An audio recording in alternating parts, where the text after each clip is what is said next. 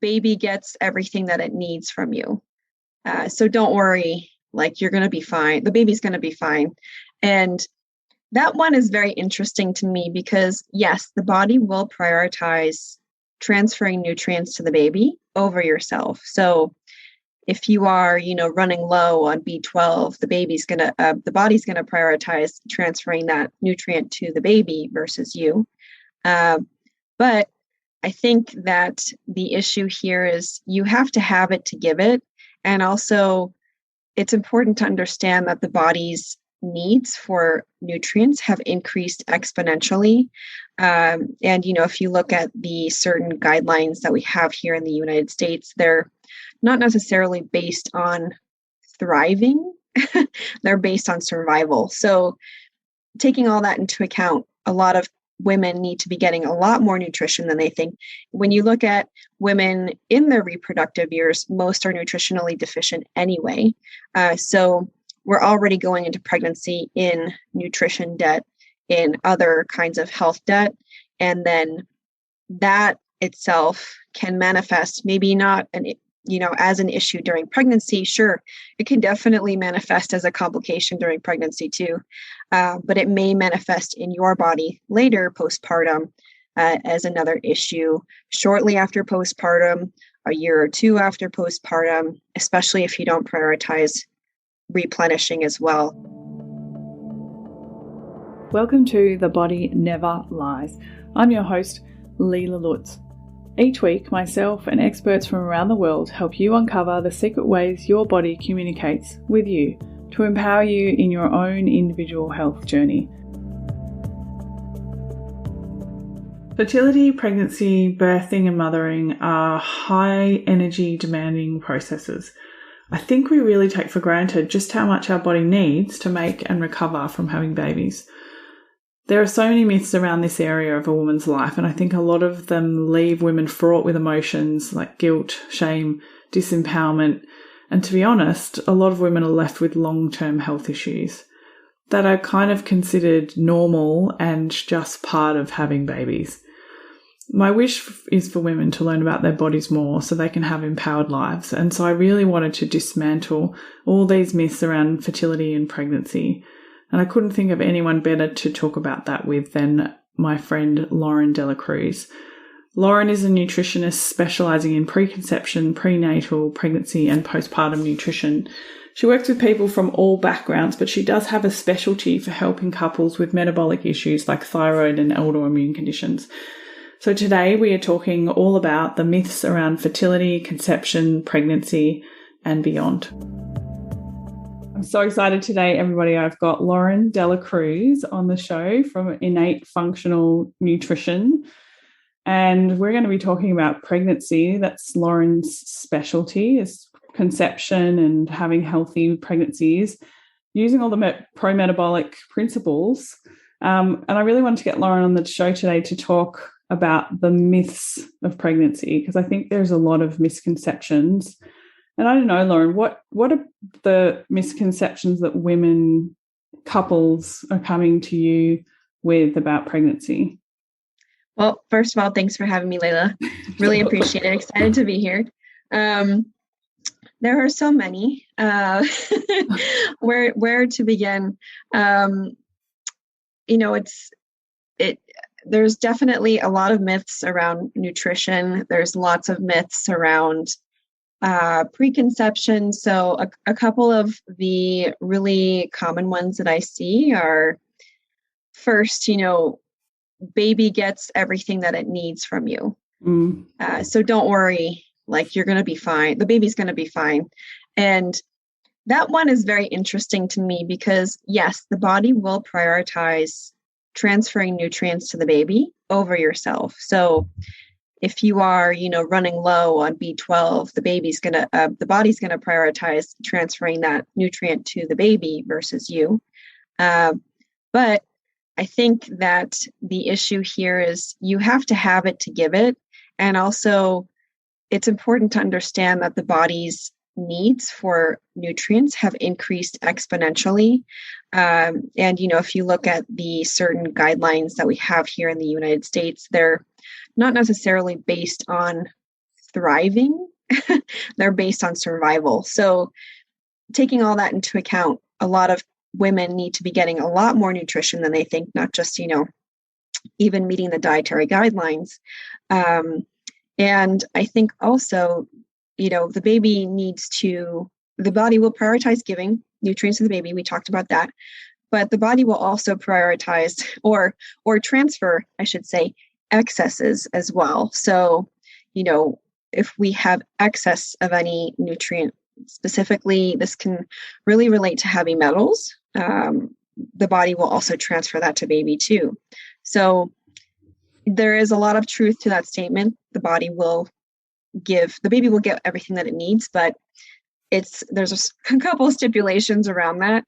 And when you look at women in their reproductive years, most are nutritionally deficient anyway. So we're already going into pregnancy in nutrition debt, in other kinds of health debt. And then that itself can manifest, maybe not as an issue during pregnancy. Sure, it can definitely manifest as a complication during pregnancy too. But it may manifest in your body later postpartum as another issue, shortly after postpartum, a year or two after postpartum, especially if you don't prioritize replenishing as well, which is a whole other topic. But that's one really common one that I hear. Yeah, I think it's so much we could do, like a whole series of podcasts, like almost for one for each phase. But I think the common misconception that I see is that a lot of us don't really look at our health properly until we have a goal like getting pregnant and we can't get pregnant. And that's when we go, oh, wow, why can't I get pregnant? Or, we had Tomo Littlewood on another episode and we talked about blood tests and how they're quite limited in what they can help us with. But so, my first question would be, Loren, like, how do we know that we're actually healthy enough to have a baby? That's a great question. I think that there's a lot of different markers you can use, but first of all, I would ask yourself, how do you feel today in this moment right now? Because that will tell you a lot. And even that said, I think a lot of people have trouble answering that question because we've been so desensitized to what we feel. And this is, conditioning from various angles, like, the fitness world, the wellness world, even conventional medicine. Don't trust your body. Come to me first. I know the best about your body. Or fight through the pain. You can do it. Just go through. And so from various different conditionings, we have become really desensitized to what our body actually needs and how it feels. So that said, for those that are in tune with their bodies, this question might be easier to answer. And it's really, how do you feel right now? How is your digestion? How is your sleep? How is your mood? How is your libido? How are your energy levels throughout the day? How is your hair? How is your skin? How are your nails? How is your cycle? That's definitely a huge, huge piece of the puzzle. Go ahead. Yeah, I mean, that's something that you and I would use with clients as a metabolic marker, is looking at a cycle. But yes, I still get surprised because I've been doing this for so long, and I use that as a marker with clients all the time, is when new people come to me and they're like, oh yeah, my period's 28 days, I'm fine. And that's kind of as much knowledge as that they have about their cycle. So do you want to elaborate on that a little bit? Of course. Yeah. So timing, of course, the length of the cycle can tell you a lot, but also our cycle is built into, some people like to look at it in 3 different phases, but I like to look at it in 4 different phases. So the 3 primary main ones are the follicular phase. And so that's the beginning of your cycle. That's your first day of your period. To the end of your period, including the end of your period. And then there's about a week. So if you have a 28-day cycle, your follicular phase will be about 2 weeks. your menstrual phase. Your menstrual phase, which could be technically part of your follicular phase. So you menstruate, that's technically taking place during your follicular phase. Your follicular phase is from like day 1 to day 14. If you have a 28-day cycle, your menstrual phase is from day 1 to 7. Then around day 14, this will be different for everyone too. That is your ovulation phase. So that doesn't really last very long. It's about 1 to 2 days, depending on, how the hormonal cascade takes place. But you're going to ovulate once in about 24 hours. We like to give a little buffer though. And so after that, you have your luteal phase. And that is the second half of your cycle, basically. So your ovulation phase is right in the middle, breaking it up. And that is the next 2 weeks if you have a 28-day cycle post-ovulation. And then at the end of the luteal phase, the menstrual cycle starts again. So hopefully I didn't confuse anyone.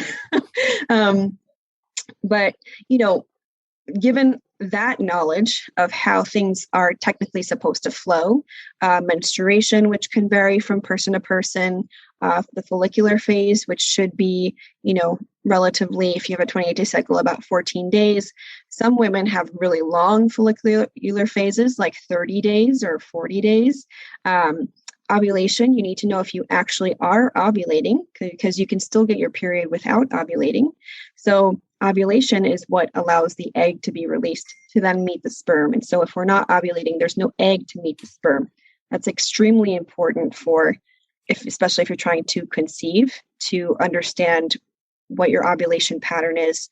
We really want to be ovulating every cycle, because if not, that could indicate stress in the body, a bunch of other things, but it usually points to stress at the end of the day. So the body doesn't feel safe enough to reproduce.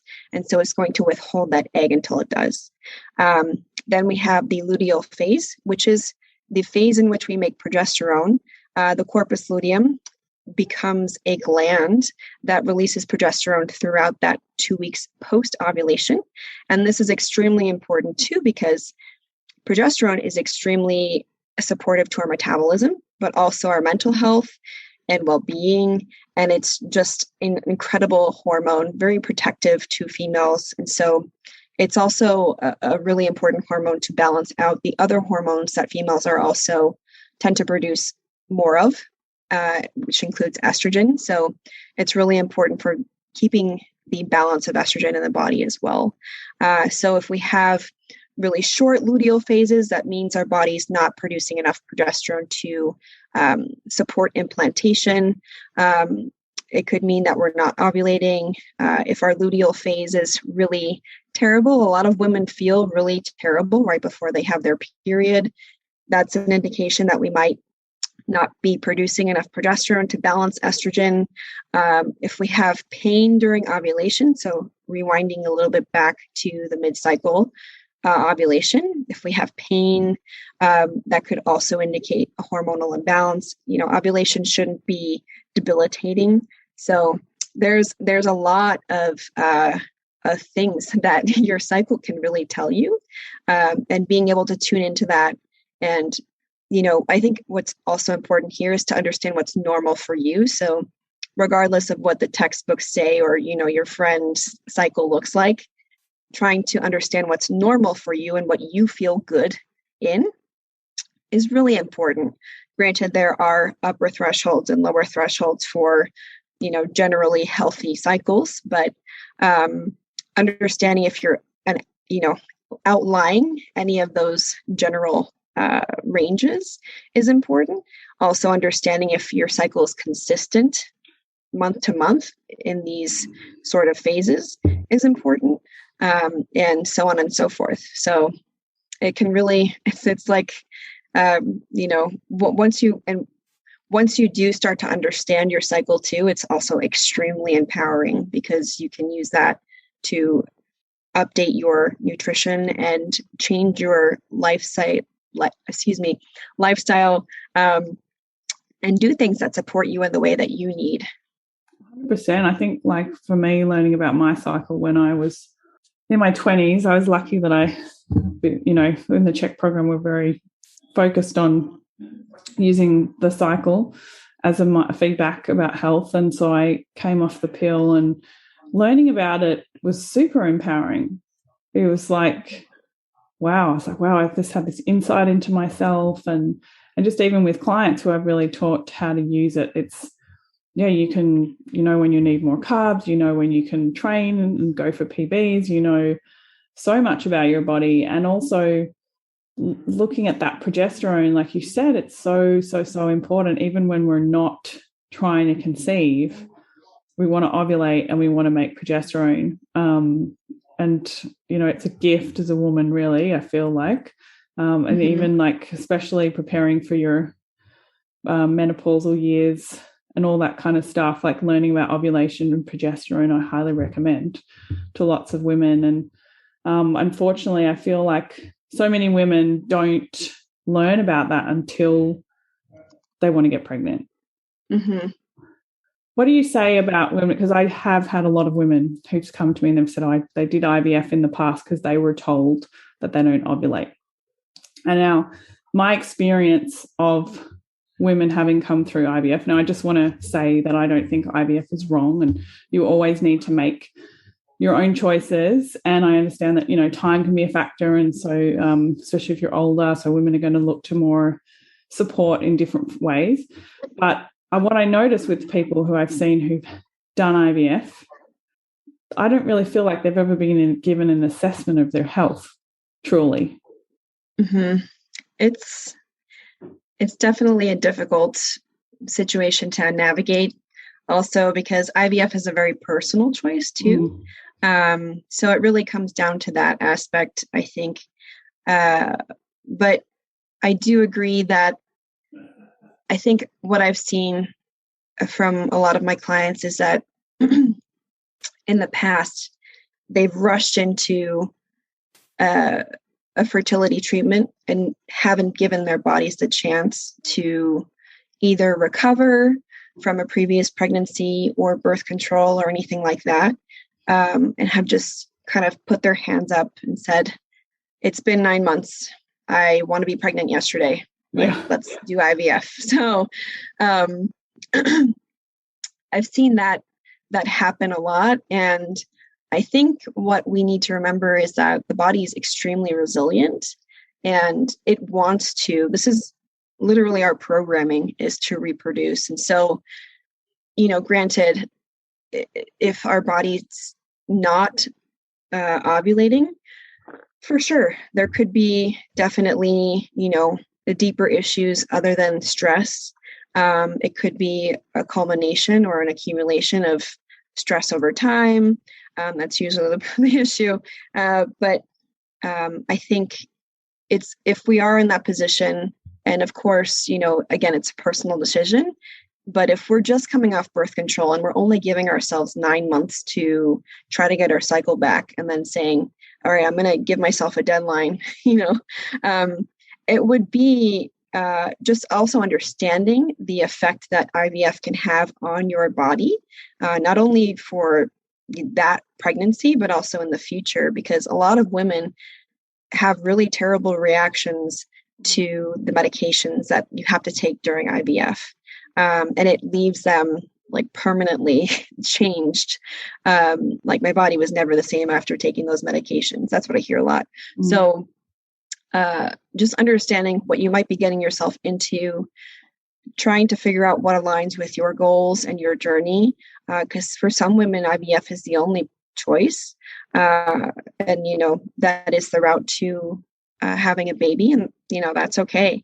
But I think a lot of women just kind of haven't done the research on their body, don't understand that it could take up to 19 months to get their periods back after birth control. And then, kind of are like, I'm broken. Let's just do the fertility treatment.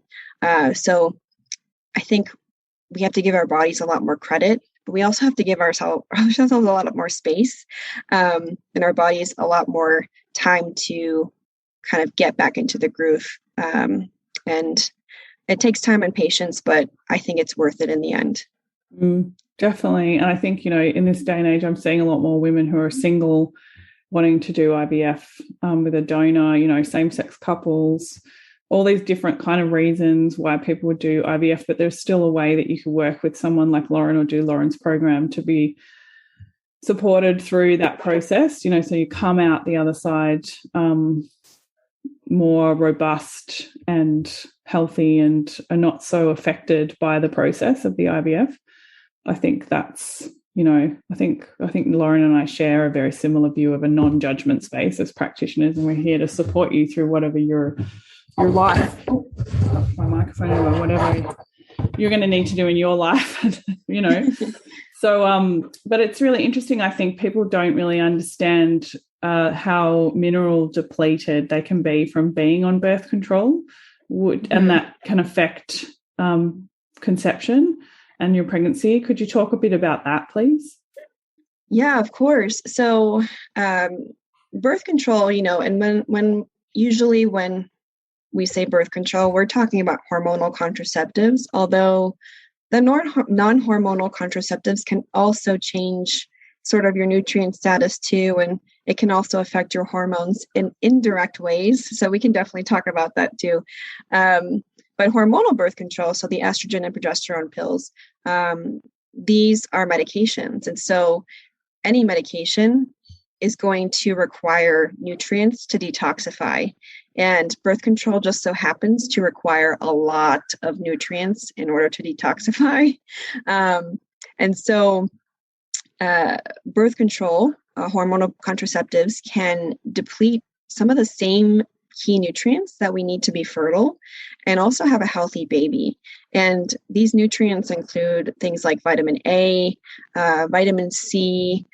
So vitamin A, I should backtrack, is really important for egg quality, really important for progesterone production, really important for reducing birth defects in the baby. It's, the holy grail of symmetry. It's going to kind of determine very early on how your body how the baby's body grows and develops and unfolds in your womb.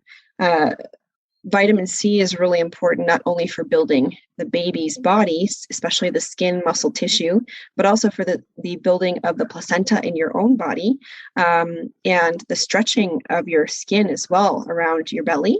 And a lot of women, I think, this is what I've seen so far, a lot of women are deficient in vitamin C, copper, things like that, vitamin A as well, who get really bad stretch marks. I think nutrition has a lot to do with it. Granted, there's, of course, a genetic side to it too, but I've seen really drastic changes in just the first pregnancy versus second pregnancy stretch marks. It depletes hormonal birth control also depletes folate. So as we know, many people know, and this is usually the nutrient associated with neural tube defects. So when people think folate, they're like, oh, neural tube defects. So you're depleting folate as well when you're on birth control, as well as B2, B6, B12, other really important nutrients for the metabolism, but also methylation. B12 is also really important for preventing neural tube defects.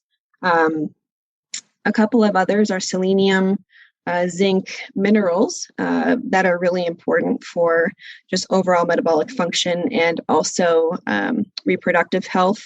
There's also magnesium, really important mineral as well, especially in supporting blood volume increases during pregnancy, the overall stress response, reducing that. Magnesium deficiency is associated with so many different complications during pregnancy, like preeclampsia, gestational diabetes, so on and so forth. Let's see, what other ones? Vitamin E. Vitamin E is also known as the fertility factor X by the people that discovered it, because they found that the scientists and researchers that discovered vitamin E discovered that if you deplete vitamin E from any animal, this goes for vitamin A as well, though. So there could be two fertility factors, in my opinion.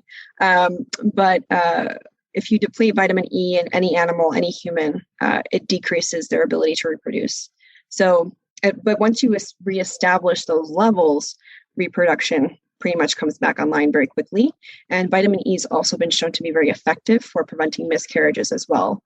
Then we have ceruloplasmin copper. So copper, I talk a lot about copper on my Instagram page.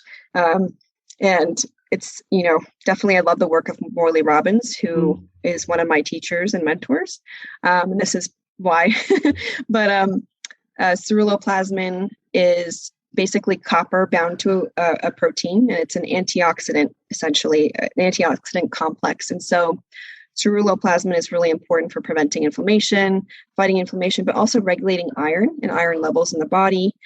So if we don't have enough ceruloplasmin copper, we will be probably iron deficient, especially in the third trimester, which is usually when it starts to really show. And also, it's just involved in so many different things, but in regards to pregnancy specifically, it's responsible for helping you absorb iron from food and transfer iron to baby. So nutrient transfer to baby. So without ceruloplasmin copper, without all of these other nutrients, if we're entering pregnancy deficient in these, we may find ourselves with, maybe some roadblocks, or it may be rocky for us for a little while. And of course, it also depends on how long you've been on birth control, what your lifestyle and nutrition was like on birth control, of course, too. But we can really expect to be deficient in these nutrients when we come off of it. So it's really important to focus on replenishing these. And how long you may want to wait to try to conceive may also depend on how long you've been on it, your current state of health when you're coming off of it, and so on and so forth. It's definitely a consideration that I point out to people when they're trying to figure out how to build their timeline for conception, because we really want to enter pregnancy in the best possible state, because not only will it affect our baby's health, it will affect our baby's health. It will affect our pregnancy and reduce the risk of complications. It'll affect how we recover from pregnancy, postpartum, and how quickly we can get to baby number 2 again. So that's why I really focus on preconception and sort of take the time. There's this really incredible notion, and it's been researched and quite a bit, and you can see it in so many different sort of situations in history too. But there's an imprinting that takes place. So we want to be replenishing ourselves so we don't enter pregnancy imprinting these deficiencies, which can manifest as genetic expressions in our babies. 100%. I mean, I've worked with so many people who have thyroid conditions, and when I ask them, it's often their mother had thyroid conditions, their grandmother had some kind of thyroid condition. It's 100% true that we imprint these things on our children. So I guess like a lot of women are probably listening, Loren, and going, okay, well, I'll just take prenatals. Yeah. Can we talk about some of the myths around vitamins in general? And I know this is like really one of your specialties, is dealing with minerals, and some of the misconceptions with prenatals in particular. And I know that in Australia there's been one that's really been looked at recently because it's been linked to tongue tie, so problems with fascia. And so I would love you to talk a little bit about that, because I think a lot of women just think, I just stop the pill and then I start taking prenatals and I'll be fine. Yeah, and that's usually advice that you'll get from your doctor. And not saying, it's not necessarily valid advice or good advice. I just think that where that information falls short is that there's a lot more that we can be doing than just prenatals, because prenatals are a supplement. And what that means is it's a supplement to an already great foundation. And that's really the way that it will help enhance your lifestyle and life quality and your goals and your nutrition, but it's not going to replace that already great foundation. So it's really important to, I think it's an important concept to understand, because a lot of women also will, especially during pregnancy, they'll be like, I don't feel like eating XYZ really nutrient dense food. I'm just going to take my prenatal. It covers everything, which is also not true. So, and I go into a lot of the specific nutrients that are usually missed in prenatals in my course. One example is choline. So it's popping its head up more and more in some prenatals, but choline is just as important as folate for preventing neural tube defects. So got to get that choline, and the only way to get that choline is really eggs and liver. So there's that aspect. You know, I'm not sure what the regulations are in Australia, but most supplements, many prenatals, even the ones that say they're prenatals, are not regulated by the FDA and can't be confirmed safe for pregnancy. I'm also pretty sure that you can pretty much label anything a prenatal if you wanted to. So what defines a prenatal is not always going to have your best interest in mind necessarily. There's also a ton of different issues that I personally have with prenatals that I think are really important to understand, so that when you take your prenatal, you can understand if you think a prenatal is right for you. You can be informed and understand like how these things are working, so you can prioritize the right things. So most of the ingredients in prenatals are synthetic. And so the issue with that, and you know, a lot of synthetic nutrients may act similarly in the body as the natural form, but a lot of them don't. And this is the problem. So the problem becomes when you ingest a synthetic prenatal with the synthetic versions that don't act the same way that the natural versions in the body do. They can still take up receptor sites in the body and keep you from absorbing or utilizing the actual natural form that's going to do more for you. So that's the first issue that I have. I think a lot of the forms of the vitamins and nutrients in prenatals as well are really poor forms. And this goes back to, okay, if you're buying a supplement that has everything that's supposed to be in it, you know, that you're supposed to be getting during pregnancy, it's going to be quite expensive to make them all usable forms and all, you know, the highest quality forms. So one example of this is methylated B vitamins. You'll be hard pressed to find a prenatal that has both methylated B12 and methylated folate, because both they're so expensive to incorporate into the prenatal. So what happens is supplement companies will prioritize a couple of nutrients and get the good forms, or, you know, the best forms for those, but then they'll cut and they'll kind of cut their bottom line somewhere with getting really crappy forms of vitamin C or magnesium or zinc or, you know, vitamin A or vitamin E. So they'll exchange quality for kind of quantity in my eyes. And so there's the other issue. And then you have the issue of poor ratios as well. So no nutrient in the body operates on its own. There's a lot of partners, and cofactors is really what they should be called. And so, yes, a lot of the nutrients cofactors are in there, but there's also specific ratios in which they should be operating in, like zinc and copper, potassium and sodium, sodium and magnesium, so magnesium and potassium. Vitamin A and vitamin D have a specific ratio, zinc and copper, I said, iron and copper. So, you know, there's a lot of different ratios that are often misproportioned or imbalanced in these prenatals that can push us further into imbalance, especially if we're getting so much so from our diet. And that goes to my other qualm with prenatals, is that we are bio-individual beings. Our needs are going to be different from one person to another, and a prenatal is a one-size-fits-all solution. So it's not taking into account that, sure, I need a little bit of vitamin E, but I'm getting plenty of calcium from my diet, so I don't need that. But getting that extra calcium might push me over the edge and imbalance magnesium or potassium. And so I create this new problem. And so there's all that. And at the end of the day, food is really king when it comes to nourishing ourselves and giving our body the forms of the nutrients that it really needs to operate functionally.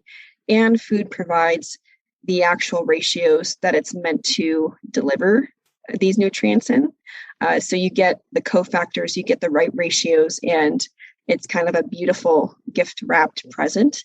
And, I'm not against supplementation by any means. I think isolated and specific supplementation can be really helpful in many situations. And it's, given the quality of our soil and the amount of stress that people are under, most of us need supplements. It's just a matter of figuring out the right ones for you that are not going to push you further into imbalance. 100%. I guess it comes back to so many of our guests.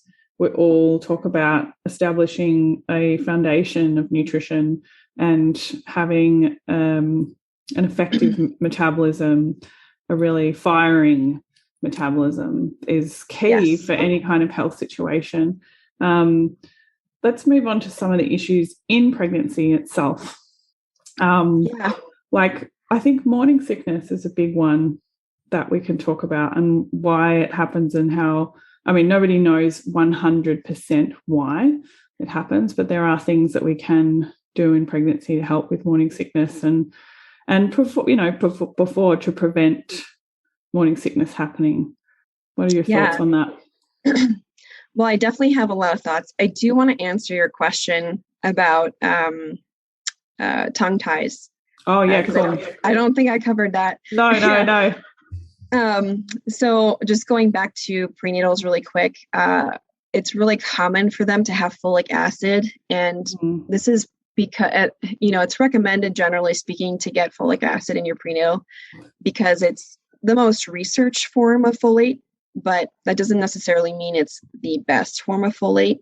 And yes, folic acid can prevent neural tube defects, but one of the issues that, or there's new research coming out that may tie tongue ties to excessive folic acid intake. And folic acid is a synthetic chemical form of folate. Folate is the B vitamin, vitamin B9, that helps prevent neural tube defects. So folic acid is the man-made version of this. And that's one of the reasons why I said methylated folate, if you can find a prenatal with that. But folic acid, it still does prevent neural tube defects. The entire food system here in the United States is fortified with it. And it has been effective in eradicating a lot of neural tube defects. Not every neural tube defects, though. It's done a good job of eradicating most, but there's still a problem. So that should say it's not the perfect solution.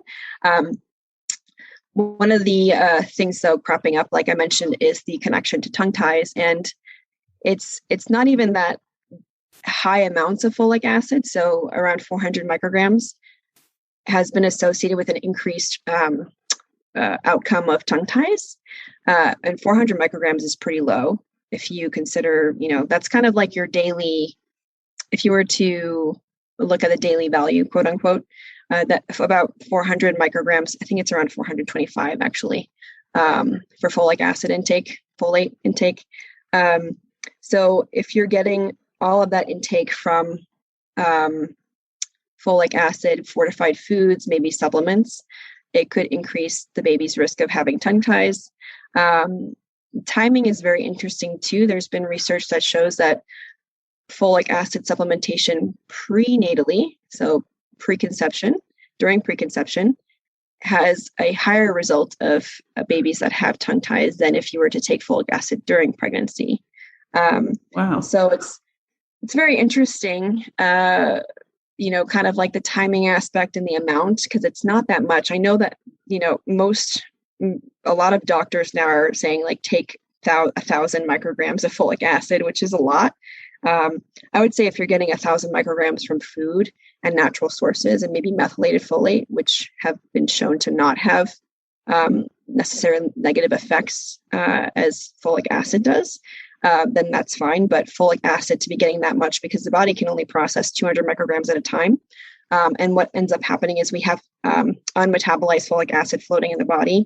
and that can be a problem itself. There's just not enough that people know, researchers, scientists know about unmetabolized folic acid. It can cause B12, it can hide vitamin B12 deficiency. It can cause a functional folate deficiency. So there's a lot of really interesting research out there about folic acid. And that tongue-tie connection has been something that's very interesting to me as a recent. And another, I guess, connection to tongue ties is the copper connection. So I was going to ask you about that. Yeah. Yeah.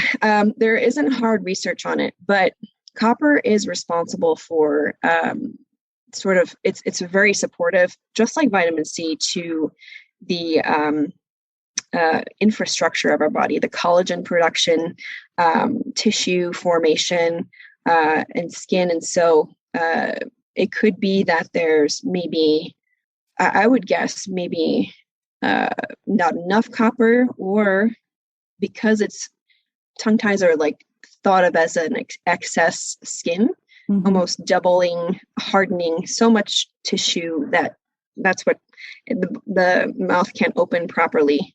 So almost an overproduction of skin tissue, that it could be related to copper dysregulation, perhaps iron dysregulation as well, because if we have overproduction of tissue, kind of formations of skin anywhere in the body, usually can point to iron, excess iron as well. And that goes the same for issues like endometriosis and adenomyosis and breast cancer, things like that. Granted, they are very different things. It's more fascia related, but it could have a connection to copper, and that's kind of more to come there. I'm still kind of ruminating and looking for research studies. There's none that I can find yet, but there's I do think there is a fascia. Yeah, there's quite a bit on fascia being copper dependent, and so I was really, because I love fascia. It really is interesting in terms of mum as well, of thinking about her ability for her abdominal wall to rehabilitate after pregnancy, and especially with looking at things like diastases, where there's a separation of the abdominal wall in pregnancy. I'm really looking at copper and I find it so interesting, because we're told as pregnant women that all of the foods that contain all these nutrients that you're talking about are actually dangerous for pregnancy. Yeah. Whereas in tribal times, if a couple was just married or had a union, they would give all the organ meats to from their latest kill to the newly married couple to bless them with a healthy pregnancy and family. So it's so interesting. Do you know much on the studies about the organ meats being dangerous in pregnancy? Because I think this is a really interesting myth as well, right? Like, why are the foods that are so rich in the minerals that we need being touted as dangerous for pregnancy? Yeah, that's a great question. I asked myself the same thing. I think specifically with organ meats, usually liver is not recommended by conventional medicine. They'll say, like, be careful with vitamin A and liver. And again, it's because the vitamin A content in liver is very high. And that goes back to the sort of like fear around vitamin A, organ meats that contain high levels of vitamin A, goes back to a few studies done in the 1990s, that looked at vitamin A consumption and birth defects, which is ironic because vitamin A is supposed to prevent birth defects. So they looked at diets and women's diets during pregnancy, and the issue with these studies is that this one particular study, especially, is that they didn't really differentiate natural vitamin A coming from foods versus fortified foods or vitamins. So you had a mixture of natural vitamin A containing foods and then foods that were fortified, or supplements that were fortified with synthetic vitamin A, which is usually retinol palmitate.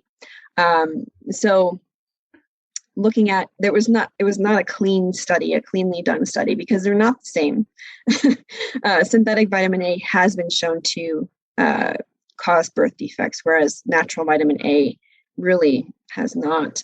So there's, that study or set of small number of studies has really dug its nails into medicine. And for some reason, it continues to be passed on, even though after those studies, there have been several others refuting that and saying even higher amounts of vitamin A are totally fine, do not cause birth defects. In fact, they prevent birth defects. So it's just this really poor and unfortunate situation where, there was a scientific mistake made, but it was already out there. And so people have this thing stuck in their head that vitamin A can cause birth defects. So like I mentioned before, vitamin A is really important for symmetry, and symmetry is really what happens.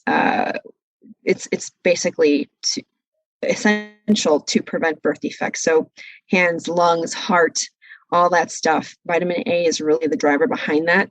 And it's a shame that women are discouraged from eating it, because most of the women that don't eat liver, for example, I think there was a study, and this is from Real Food for Pregnancy by Lily Nichols.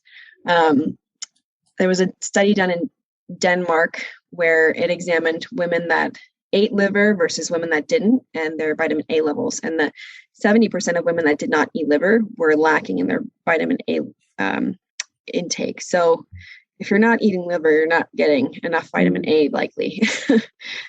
And you can see it through our culture, because it's really important for that forming of the midface as well, and really why so many children have breathing problems, because they just don't have a big enough airway, nasal capacity. They're not able to form a beautiful wide palate for all their teeth to fit in. You can really see the difference. Like if anyone wants to look at pictures of that, have a look at Weston A. Price's Nutrition and Physical Degeneration, and he talks very much about through the generations how our nutrition's become poorer and poorer.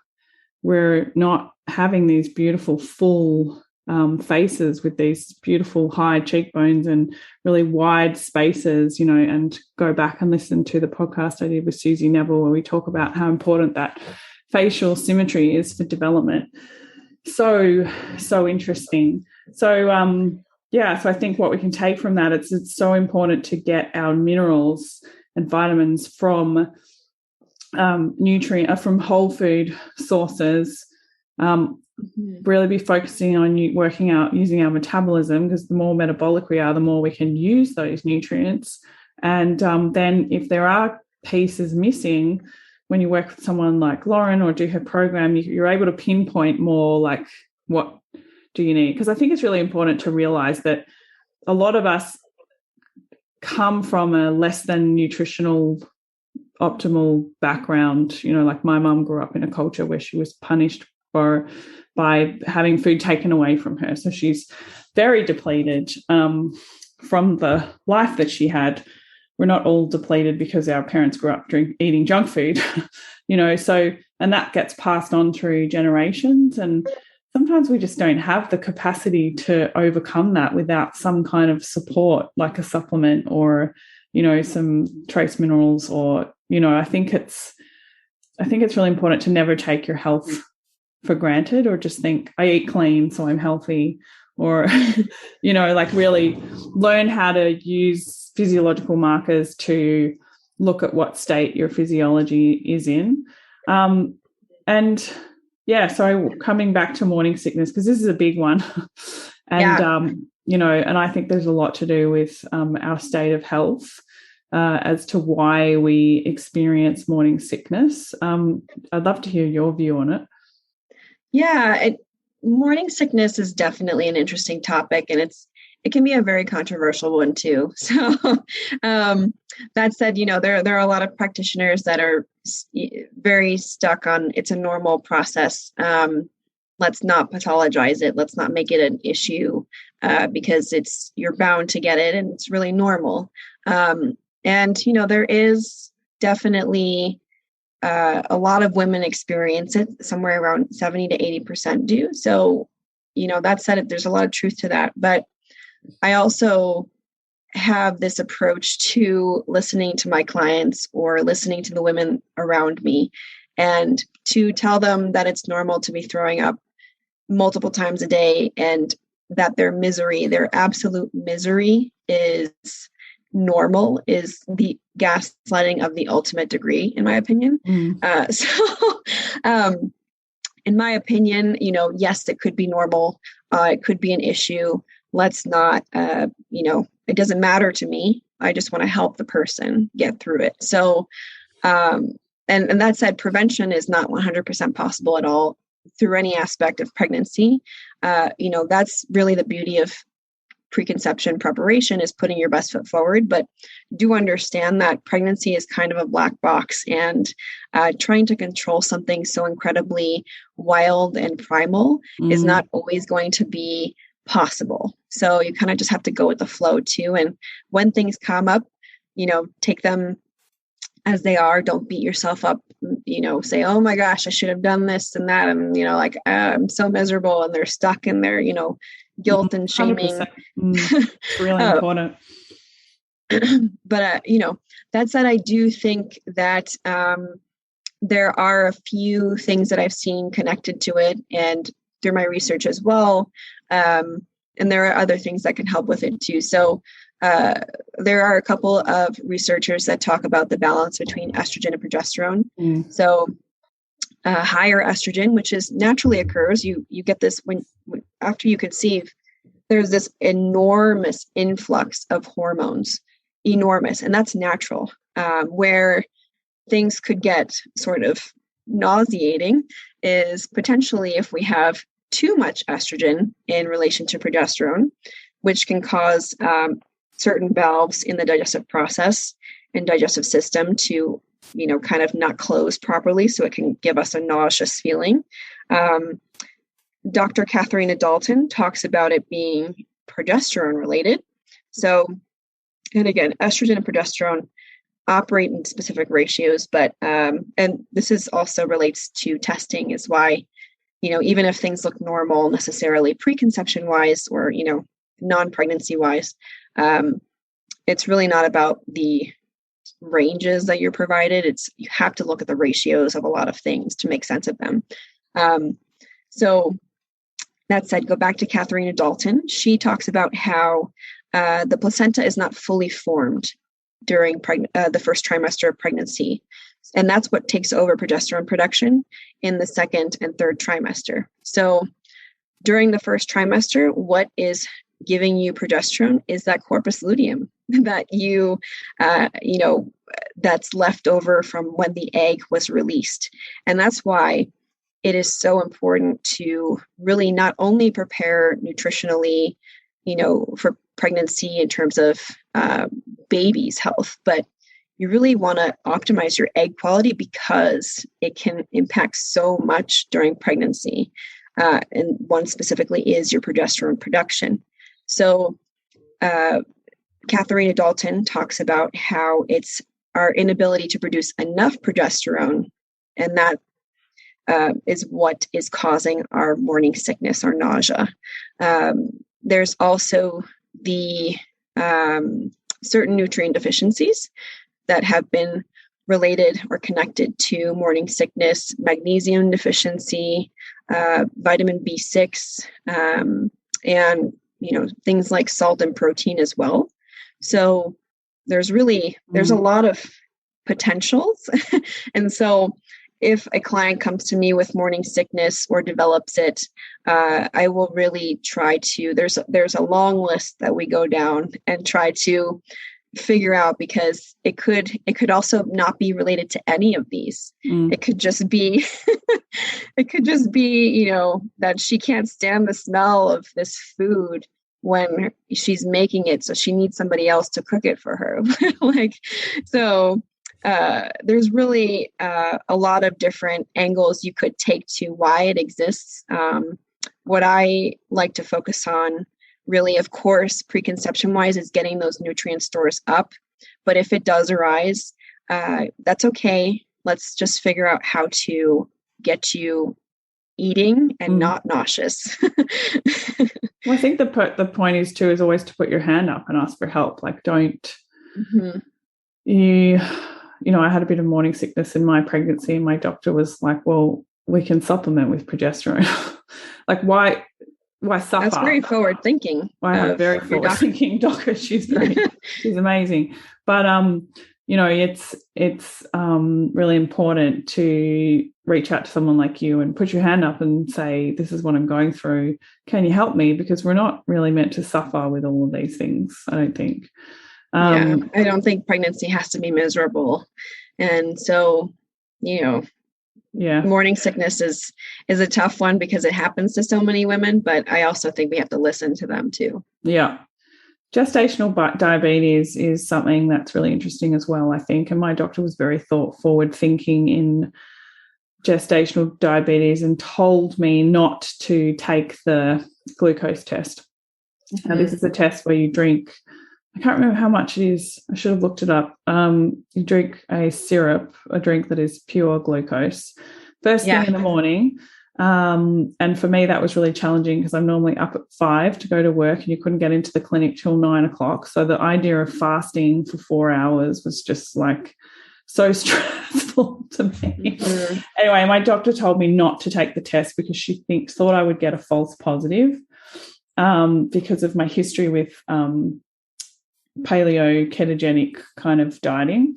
So that was very forward thinking of her, and she sent me off to get an HbA1c test instead, which showed that I did not have any diabetic issues. Could you elaborate a little bit on gestational diabetes and that form of testing? But I should probably also say that when I went to the obstetrician with this, I had been keeping a food diary, so I didn't do it irresponsibly.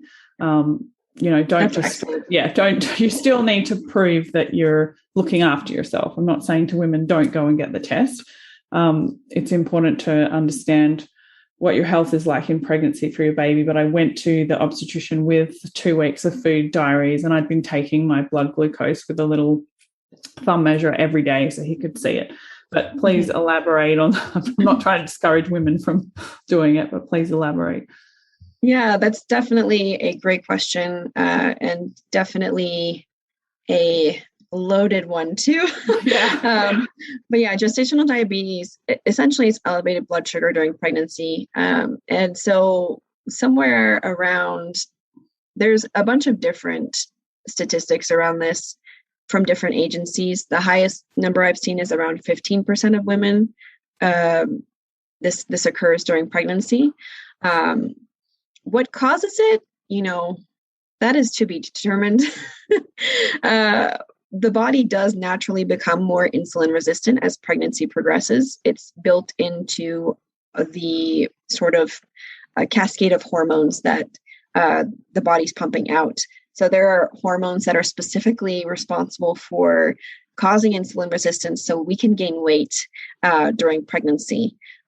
So I don't want to associate this process with being bad or unnatural. The idea of being more insulin resistant during pregnancy, where it gets sticky is if you're so insulin resistant that you have super high blood sugar because your insulin cannot get blood sugar into the cell, or you've stopped, producing insulin altogether, which would be diabetes. So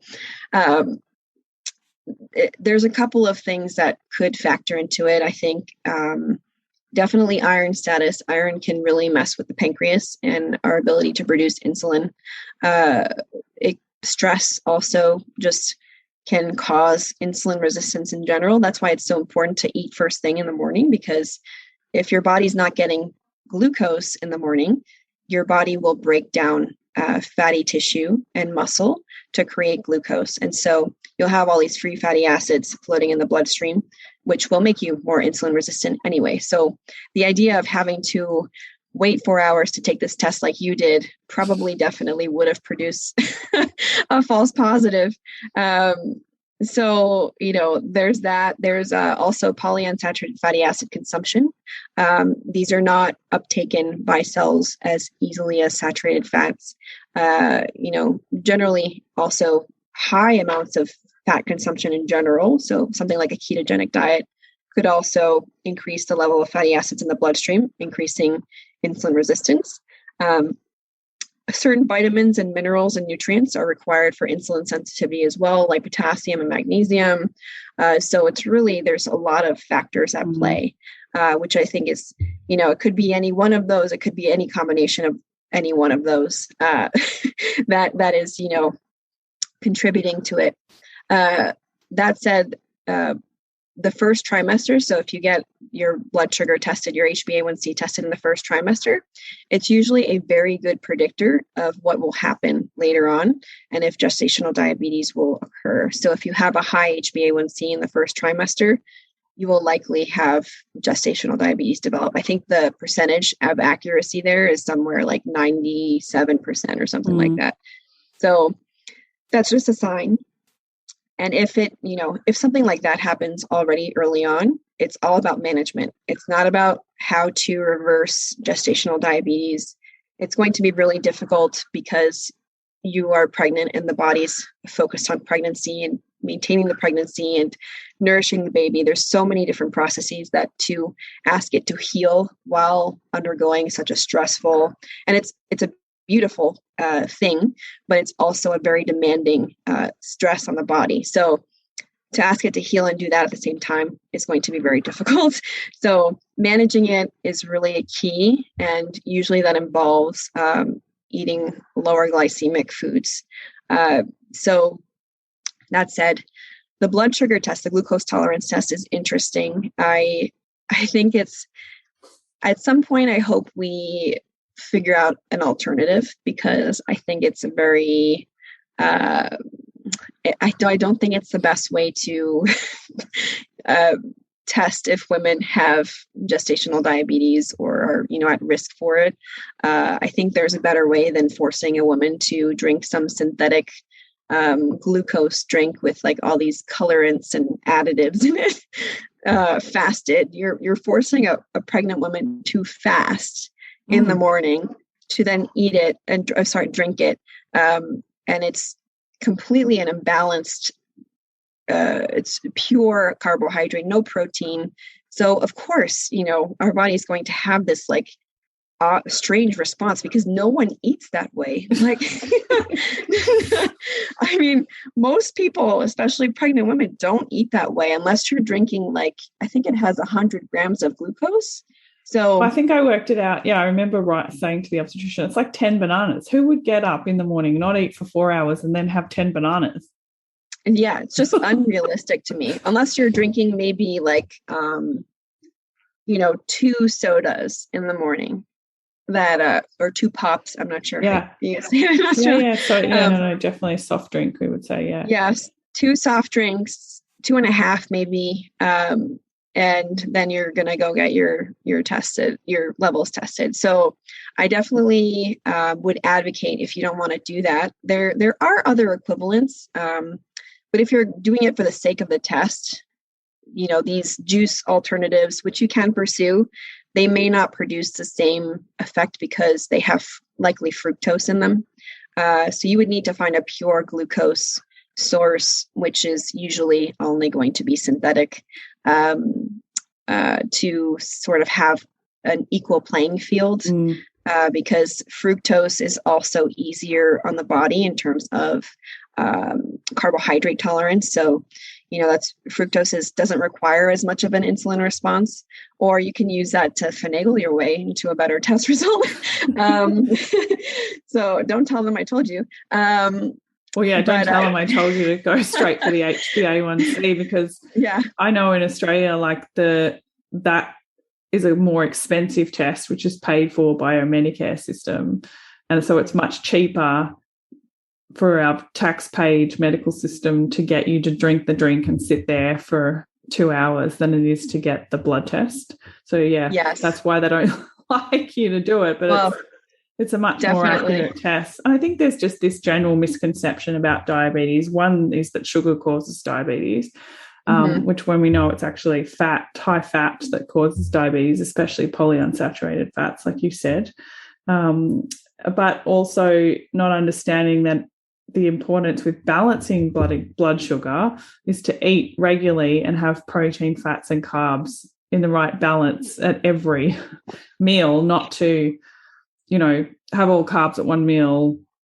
And I think lots of people, especially women, I don't know about you, Loren, but I feel like most of the women that come to me do not eat enough protein, no matter what their state of health, or, you know, no matter what diet they're doing, like they just don't eat enough protein.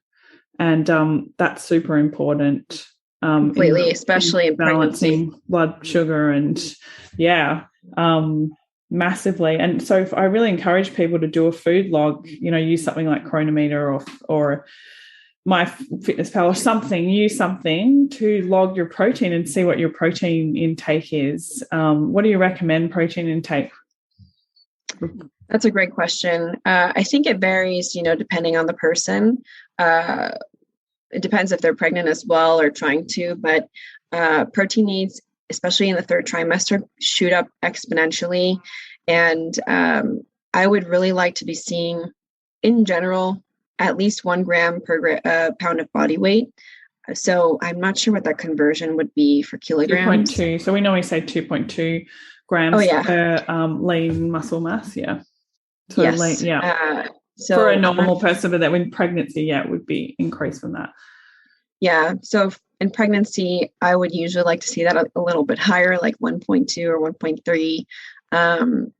It's insane how much protein you need during pregnancy because, again, you need to support your own muscle structures, muscles and skeleton, and the growth of your skin. But also you're building a completely new human and organ, and that's got to come from somewhere. So that is super important, especially collagen specifically too. It increases exponentially. You need to make so much of it, so much so that you exceed the ability to create, manufacture in the body certain amino acids. So during pregnancy, it's really important to be getting a well-balanced range of amino acids as well, not just ones from muscle meat, but also nose to tail ones like gelatin and collagen, which contain glycine and proline. So super, super important. Super important. I really encourage all women to log. And so while we're on this topic before we move on to what I had next, but I talk so much about women needing to eat, 1,800 to 2,000 calories to be sedentary. Then we're looking at in excess of 2,000 calories for training. What are your kind of recommendations for calories in pregnancy, and why is that so important? Oh gosh, I think that'll definitely depend on the size of the woman. I definitely don't like to see lower than 2,000 calories. But, and to really meet your nutritional needs, you're going to have to eat a lot. And it's not a lot as in volume. You need to eat the right nutritional, nutrient-dense foods that are going to give you the most bang for your buck, especially if you have, let's say, a smaller appetite. You're going to want to be focusing on those really, really high ROI foods like muscle meats, high quality dairy, high quality seafood, so many fruits, high quality carbohydrates, roots, high quality fats like butter, things that are going to have multiple nutrients in them and give you nourishment at the same time and satiation. So satiety, I mean. So calorie wise, it really ranges to 2,200 is really kind of, excuse me, I don't know what's wrong with me. It's a little later in the day, so, and I'm tired. So here I am slurring my words and stuttering. So about 2,200 calories is kind of what I would like to see it be the lowest. So 22 and higher is really, there are certain people that are just smaller people and they need less, but 22 and above, so 24 to 3,000 to anywhere around 3,400 would be amazing. And you'll find that, a lot of women that aren't nourishing themselves actually end up with morning sickness. So it's the women that wait long periods of time between eating and aren't eating the right kinds of foods or balanced meals that usually I see start to develop nausea. And with my clients, that's usually the trigger. So that's usually the indicator that you need to eat again if you're getting nauseous. And it works every time. So the more that they eat and the more consistently, and sometimes it's smaller meals too, the less nausea they feel. And if they start feeling nausea coming on, that's their cue to, okay, I need food because I'm going to feel really nauseous in like 5 minutes. Yeah, 100%. And I certainly have, when I do meet with someone, I do their case history, and because I do see a lot of people who are coming with post-pregnancy thyroid issues. Mm-hmm. A lot of them, the women that I see that are lean and have this experience of low calories or low carb kind of diets, are the ones that have had a lot of morning sickness. Like, they tell me I was just debilitated by morning sickness in my pregnancy. I literally didn't eat for the first trimester because I was so sick. So I always find that really interesting. I think we always think of healthy people being lean, and sometimes lean people can actually have a whole gamut of issues because they're not eating enough food in general, or not eating enough protein, or having this real adrenaline phases because they go too long between meals. And it's really something to watch out for. I think just because you're lean doesn't mean you're healthy. Mm-hmm. I totally agree, and I see that in my practice a lot. Yeah. So coming to our next issue that I wanted to ask about is preeclampsia, and what we can do, what it really is, if you know, because again, it's one of those things where there's lots of it's this and it's that, or it's, because I did hear you talk about it with Matt Blackburn and your mum having preeclampsia, and what we can do about it, because I think it's really important. Some people will be pregnant listening to this and go, oh my God, I have preeclampsia. I don't want you to think that you didn't do the right thing to get ready. Forget that. You're in the situation now. What can you do to get better? Yeah. So I think with preeclampsia, it's around, I think, somewhere like 6, 7, 8% of pregnancies experience this. And what I will say though, it's a very serious complication. Don't get me wrong. But I also have seen recently too, like healthcare birth practitioners overgeneralizing what it is and scaring the mother completely out of their mind that they have it, when it's simply they just have a little bit of elevated blood pressure, and that's all. And there are definitely things we can do to mitigate that, but I've seen just like an overgeneralization of this recently. So I'm kind of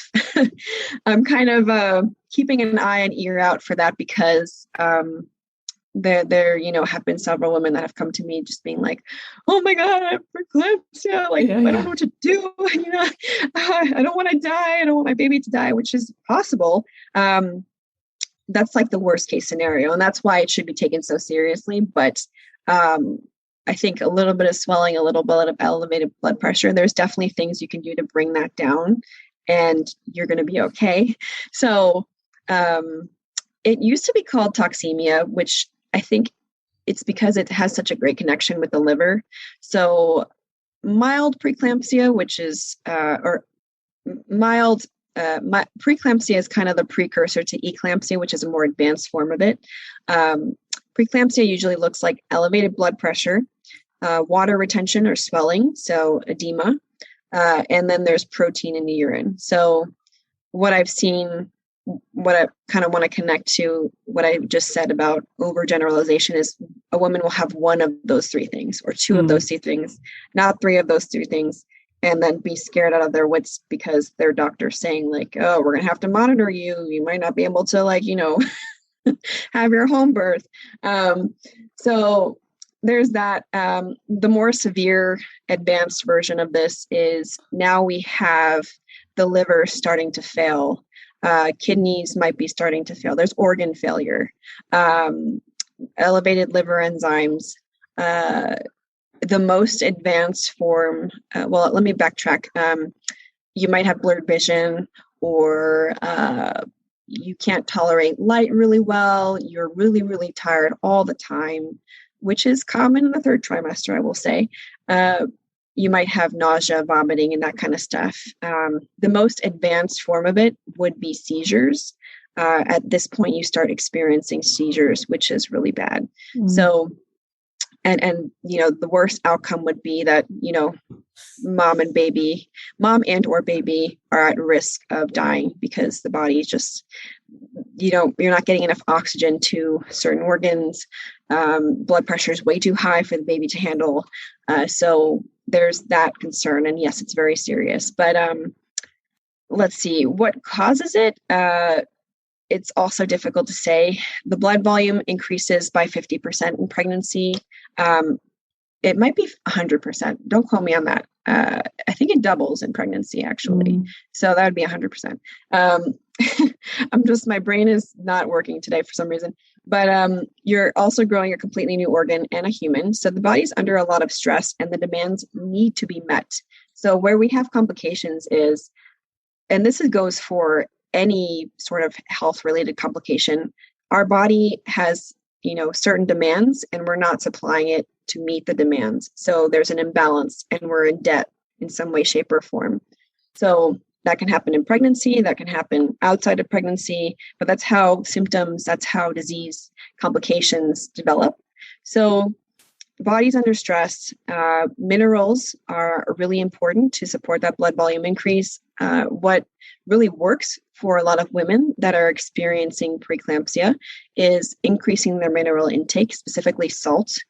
So Dr. Brewer has done a lot of research on preeclampsia. He has a couple books on toxemia, and he also has something called the Brewer diet. And the Brewer diet specifically, I'm not saying it's like the perfect diet, but it is a sort of management approach to toxemia, and it involves taking teaspoons of salt, literally, or salt shots, because the body just needs so much salt. Another aspect of that diet, and that's also been very well connected to preeclampsia, is protein deficiency. So women are just not getting enough protein. And like we just discussed, protein is extremely important, especially in the third trimester. That's really when we're downloading a bunch of nutrients to baby. And so that's when also their growth increases exponentially. So I think it's something around half a pound per week. The baby's growing at an insanely rapid rate. So it needs protein to support that rapid growth. And what happens with preeclampsia, it usually develops in the third trimester. So what helps, though, is getting enough animal protein, specifically muscle meats, because they're very mineral rich. Also broths and things like that. But really, muscle meat's going to give you the most protein bang for your buck. So getting that in your diet is going to be hugely helpful. And usually salt and minerals, so potassium is really important as well, magnesium as well, is really important, but salt specifically, and then protein, muscle meat protein, that will usually quell the preeclampsia and reduce the symptoms quite a bit. So if you are someone with preeclampsia currently, definitely focus on that and getting more of those things. Of course, there are other things that could be involved in the, manifestation of preeclampsia: stress, emotional, physical, chemical, all those things. My mother, for example, not to speak poorly of her, but she's a very high stress woman. So she's just not as stress affects her. And so I could see how, nutrient deficiencies coupled with just her reaction to stressors could manifest as preeclampsia. Hormones. So it's been also discussed specifically, I think, by Dr. Ray Peat and Dr. Katharina Dalton, the estrogen-progesterone ratio. So high estrogen could be related to preeclampsia, as well as low progesterone. And again, that works in ratios. Vitamins as well. B vitamins are also, I think B6 specifically has been connected to also the manifestation of preeclampsia. So animal protein, muscle meats will have those B vitamins as well. So make sure you're getting that too. It's, again, it always comes back to preparing the body for the process, right? That's the best thing that's really good. You gave some tools there that people can do if they have it right now and they're listening. A big question I have, a huge piece that I feel is really underlooked with pregnancy is thyroid. Yeah. And there are people who I feel can't get pregnant because they have an underlooked thyroid condition. There are women coming out of pregnancy with thyroid conditions. Can you talk a little bit about that? I mean, I don't deal with pregnant women, but I deal with a lot of thyroid issues, like I said, and I see a lot of women who give birth to their babies and all of a sudden they have a thyroid condition. Yeah, we can definitely talk about the pre, during, and then post as well, because it's really important for all three aspects of those things. So thyroid issues are actually one of the most ignored or unnoticed possibilities when it comes to fertility issues. A lot of doctors don't include thyroid panels as part of the preconception process, but thyroid health is so important. And I think that's super important. Sorry if I just interrupt you there when you say that. Like when we go back and listen to the episode that Tom and I did on blood tests, people always say to me, no, my doctor tested my thyroid when I was pregnant, and I look at their blood tests and they just did TSH and they did not do a full panel. They didn't look at cholesterol. They didn't look at all those other markers. So I just wanted to make sure that was really clear. Like people tell me all the time, I've had my thyroid tested and there's nothing wrong with it. Because I know in Australia, if you don't have a TSH that's out of range, they won't test the other markers.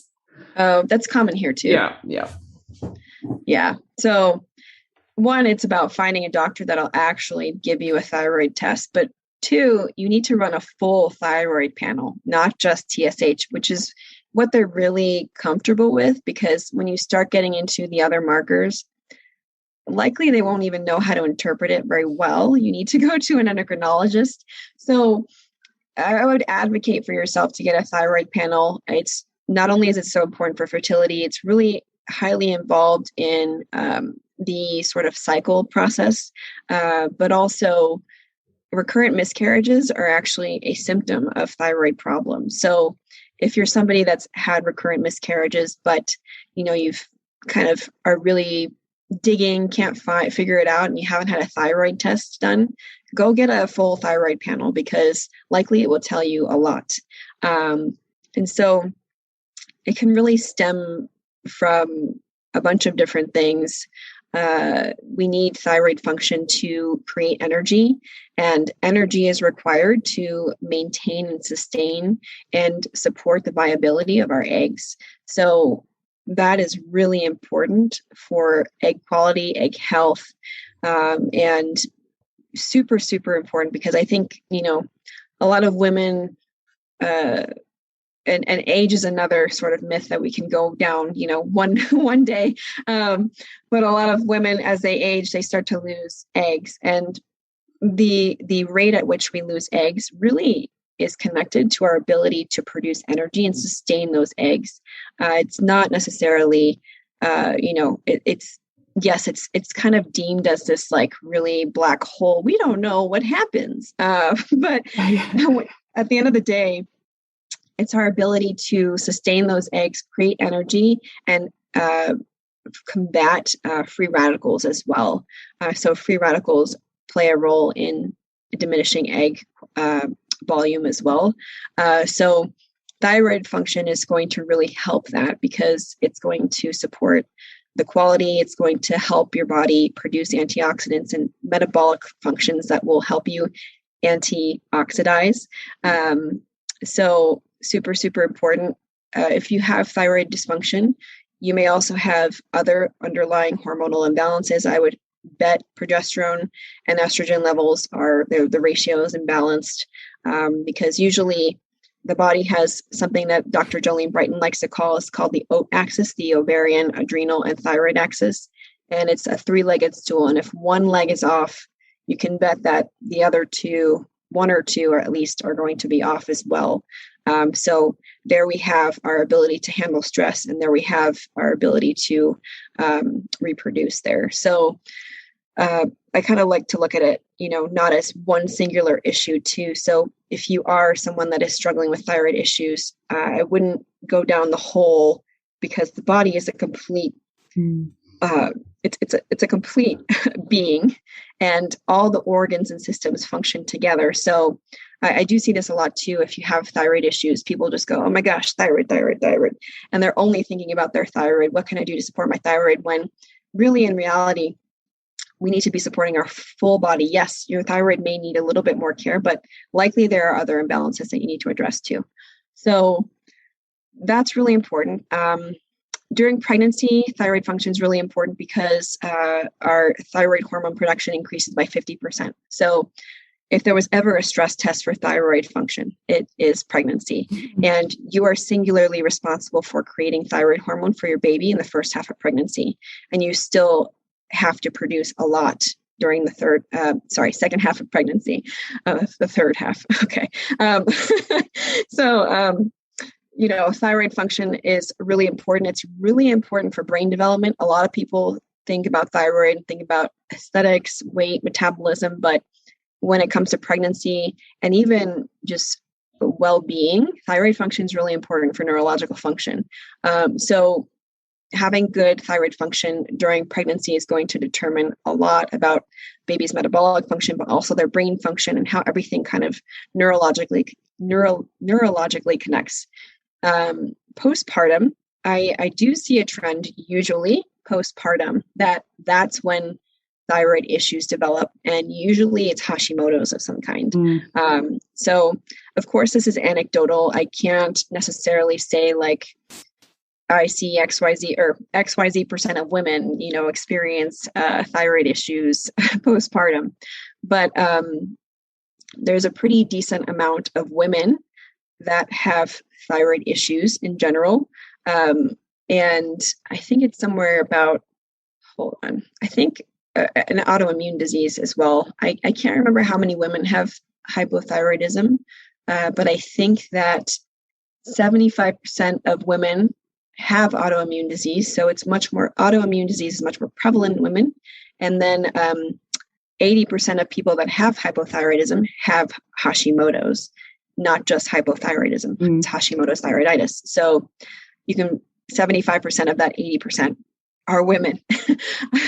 And so I do see, a lot of thyroid issues develop postpartum. And that goes back to what we discussed before. How are we entering pregnancy? A lot of women in their reproductive years are already in nutrition debt, let alone other health debt. And so we're already placing more demand than we can supply on the body. And pregnancy is beautiful again, but it's also a stress. And so, we're going further depleting our reserves, and the demand is so much greater than the supply still. And then postpartum, we go through this delivery. It's beautiful. For some women, it's traumatic. That can definitely impact how this sort of expresses postpartum. Breastfeeding itself is even more nutritionally demanding than pregnancy itself. So, keeping that in mind too, if we were not nourishing preconception, if we're not nourishing well during pregnancy, postpartum, we are going to be depleted regardless, but it's just to the degree of depletion. What does that look like? And then breastfeeding, we are depleting ourselves more, especially if we're not replenishing. So it's kind of like we are, what's a good analogy? We're trying to fight this huge thing that is, it's a colossal thing. We're trying to bring, here's an example. We're trying to bring a sword, a gun to a knife fight. There we go.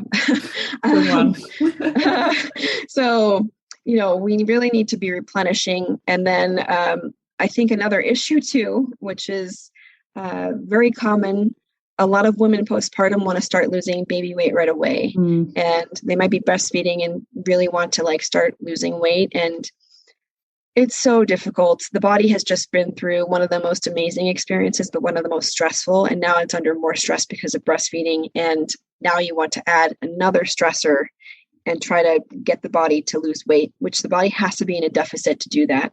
So it's automatically going to be in a catabolic state. It's a stressful state.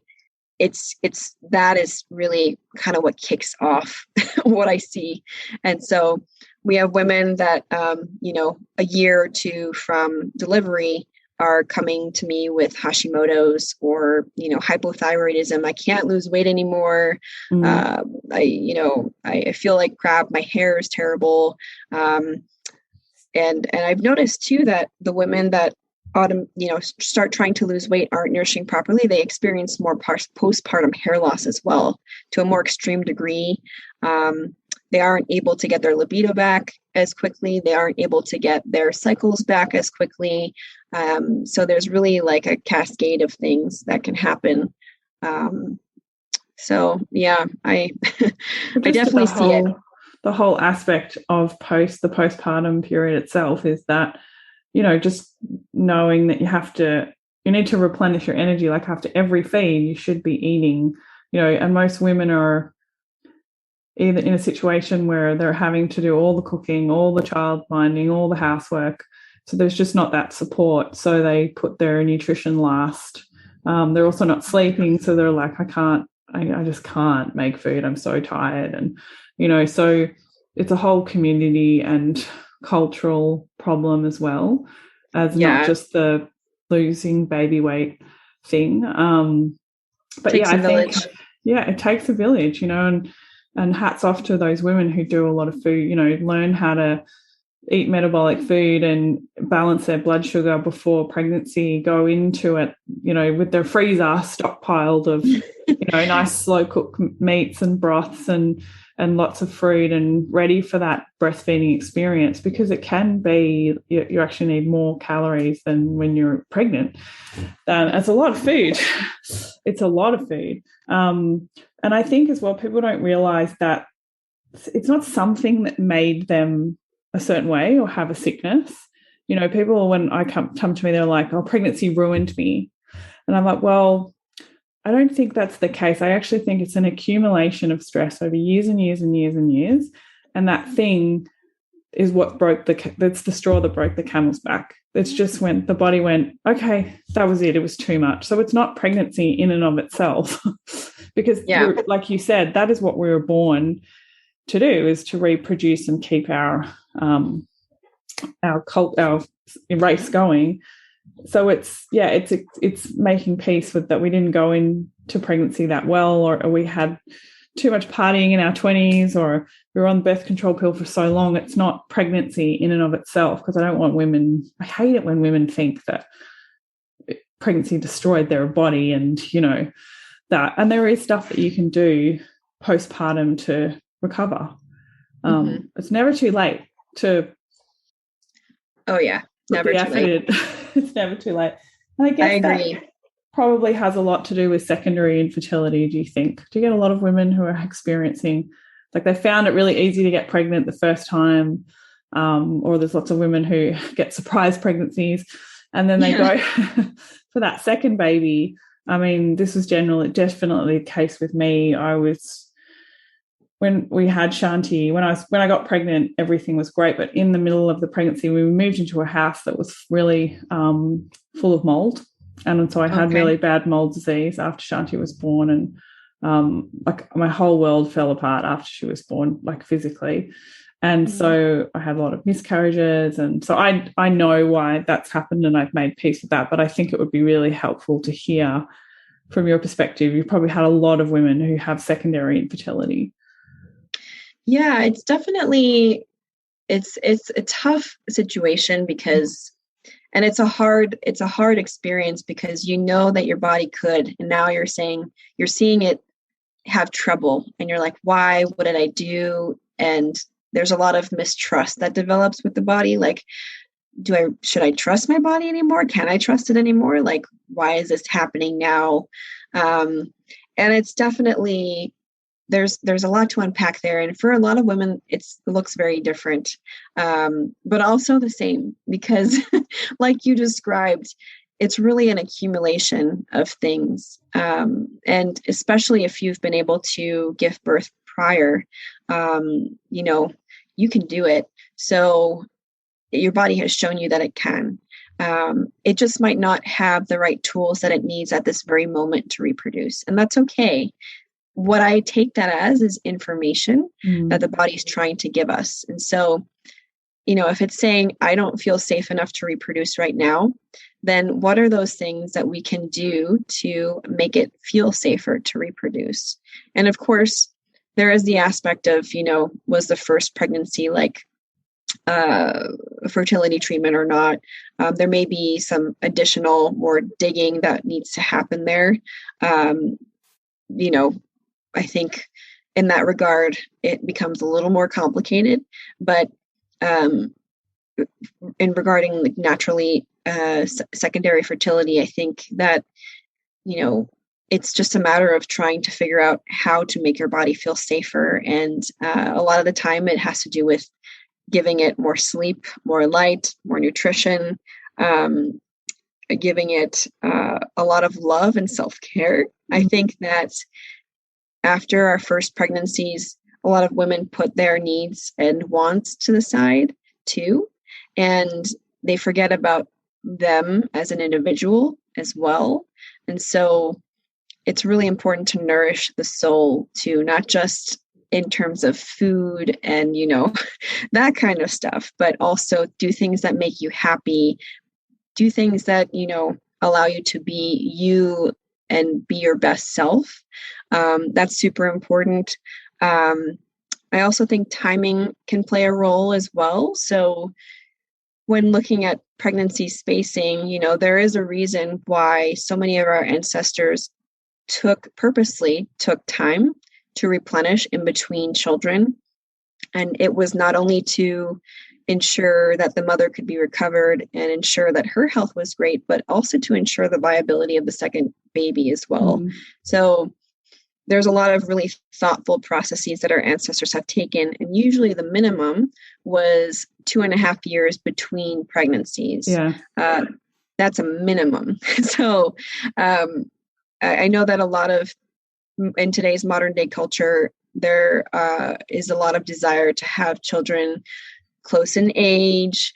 And then a lot of women are having children later, so they feel pressured to have children back to back to, get it over with, I've heard. Or rip it off like a Band-Aid, get it done. Yeah. Or like, I only have XYZ amount of time. I got to get this done now. Like, there's a quick ticking time bomb. But taking those things aside, I think what we lose sight of, of course, those are valid worries, like, because we've been conditioned to worry about them. But taking the time, there's nothing like taking the time. You cannot replace that to replenish and prepare for your next pregnancy. It's irreplaceable. And really focusing on your health and giving it the tools that it needs to be as fertile and safe as possible is not only going to help you get pregnant, but again, going back to the idea of imprinting, it's going to help and support the health of your future child, your future second child, but also their children's children, and your health, your ability to get pregnant, your pregnancy complication risk, and your ability to recover again. And I think it's interesting to share this information.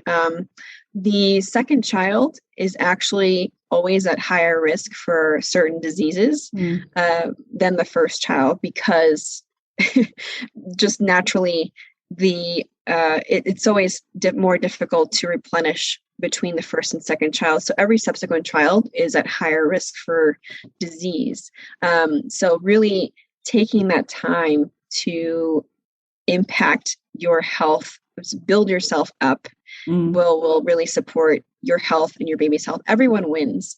And the idea that your eggs are diminishing because you're getting older. Well, eggs only diminish, the egg quantity and quality only diminish if you can't produce enough energy to support them, if you can't antioxidate to fight against free radicals, if you don't have enough nutrients to support your fertility and, mitigate those chromosomal abnormalities and things like that. So it's really all connected.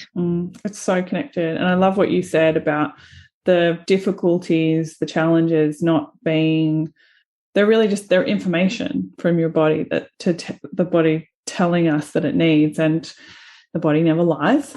So, I just really encourage women, couples to tune into those. And I guess that really leads me into asking you about your program and how you use all that information to help couples have babies. Tell us about your program, Loren. Oh, thanks for asking. I built Conscious Conception with my business partner, Dr. Britt Harmon. She's a pelvic floor specialist. And so we brought our minds together because we were both, we were both in the same kind of space, in our preconception journeys, trying to get our bodies ready for baby, but also realizing how big of an impact it can really make, and really seeing lack of resources for women in this stage. And, it is called Conscious Conception. And I do want to say that, like, every conception is beautiful, even if it was an accident. That's okay. It doesn't mean it's any less worthy or well thoughtful or beautiful. But this program is really for women that want to put their best foot forward into going into pregnancy. So to really, really build themselves up and build that foundation, understand their body, get in tune with their body, feel empowered that their body can handle it and that it's built for it, and understand what their body needs in order to feel really confident going into pregnancy that, yes, I know what my body needs. I know how it works when it's talking to me, what to do to support it, and I'm going to feel really good going into pregnancy. So of course, we cover, tons of stuff like building your timeline, lab testing that you can utilize, nutrition, foods to eat, supplements to take, alternatives, how to eat, when to eat. So a lot of blood sugar balancing, how to use temperatures and pulses as markers, pelvic floor exercises, building your environment, so lifestyle stuff, but also, relationship and self-care stuff as well. So and also a whole module on cycles. So I may have misspoken earlier about follicular phase, all that stuff, but it's all in there. I'm just having a brain fart today. Totally fine. I think you do so well. I'm always amazed at how much information you've got stored in that brain. So I think I think it's only natural for some of it to come out a bit miscombobulated sometimes. Yeah, today was amazing. One of those days. Well, I'm so grateful that you came on the show, Loren. You can check out Loren's Instagram. Like, she just has so much information there. It's at Innate Functional Nutrition. Am I right? That's correct. Mm-hmm. And I would love it if you guys listening, if you got something from the show, or there's a couple that you want to share this information with because they're struggling on their pregnancy journey, or they're out there going, what can I do to get pregnant healthily? Please share this episode with them, and tag me and tag Loren on Instagram in your stories and share your takeaways. Thanks so much, Loren. It's been awesome having you on the show. Thanks so much for having me, Layla. I'm Layla Lutz, and you've been listening to The Body Never Lies. If you haven't yet, please go to your favourite podcast app and subscribe, rate, and review this podcast. All the resources and references from this episode are waiting for you on my website, leelalutz.com. Just click on podcast and look for this episode. Now join me next week for another episode of The Body Never Lies. Thank you so much for listening.